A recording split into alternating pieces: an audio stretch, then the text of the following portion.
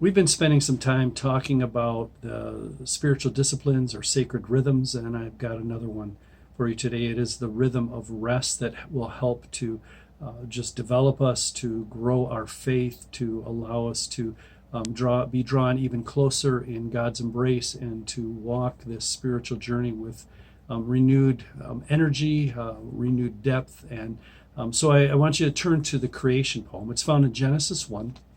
And there is a rhythm in the poem of creation where we move through the creative activity of God in each day, and it ends with there was evening and there was morning and the first day. There was evening and there was morning the second day. And that rhythm continues until we get to day 6, where the man and the woman are made, where God creates image bearers, calls them the man and the woman, Adam and Eve, as we know from the story of creation and the poem of creation, places them over the garden and tells them to cultivate it, to care for it, to use the creativity that is part of bearing the image of God in accordance with the purposes that God has. And all of creation has been waiting for this moment. All of creation has waited for the tending and the care and the cultivating and the crown of what God is bringing to his creation. God tells the man and the woman to be fruitful, to multiply,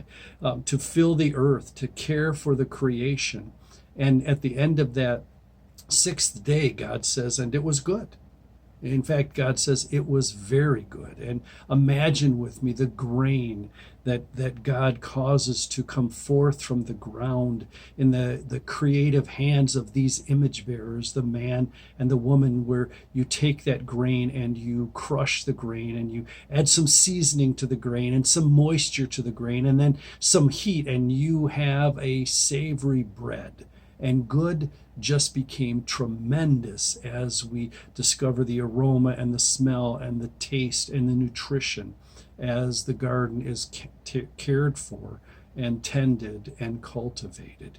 And so the man and the woman at the end of day 6, having been given their job description, having been given their marching orders, it's like, we're ready, let's go. We were designed to be productive, and we like productivity.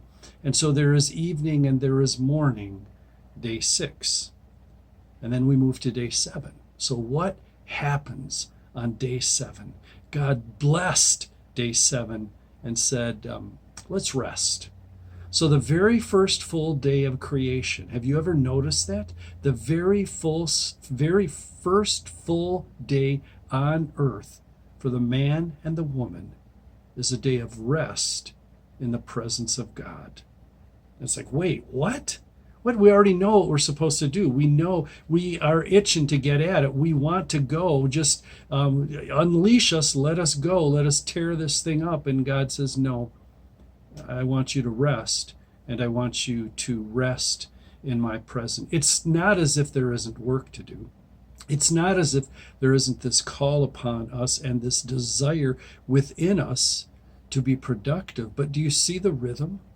It is a rhythm of rest to work. It is not a rhythm of we are working for the rest, we are working for the weekend. No, it is a rhythm where we rest in the very presence of God, which begins to cultivate and define the purpose and the power and the calling of our work. And so we discover our work as we rest in the presence of God and then go forth into what he has prepared, into what he has called us to go cultivate, to go care, to go multiply, to go be fruitful, to fulfill just the desire of our heart to be productive, but to be productive from the perspective of being in the very presence of God.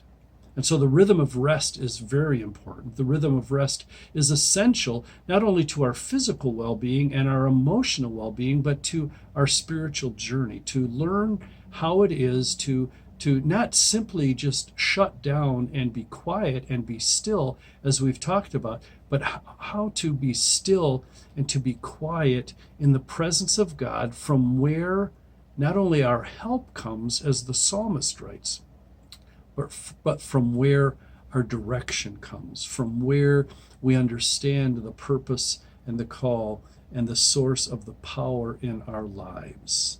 And so if you wonder where I've been the last couple of weeks, I've been resting.